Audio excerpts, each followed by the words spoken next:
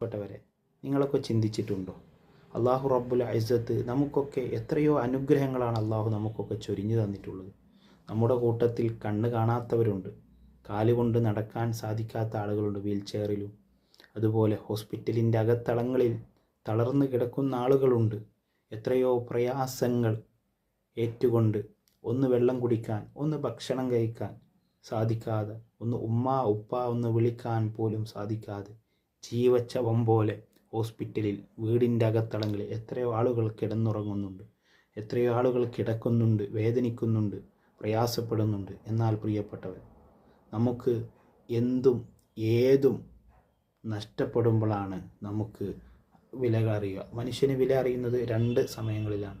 ഒന്ന് ലഭിക്കുന്നതിൻ്റെ മുമ്പ്, അതുപോലെ നഷ്ടപ്പെട്ട് കഴിഞ്ഞാൽ ആണ് നമുക്കതിൻ്റെ വില അറിയുക. അതുകൊണ്ട് നമുക്ക് അള്ളാഹു ചെയ്തു തന്ന അനുഗ്രഹങ്ങൾക്ക് വേണ്ടി നമ്മൾ ശുക്ർ ചെയ്യണം, നന്ദി ചെയ്യണം.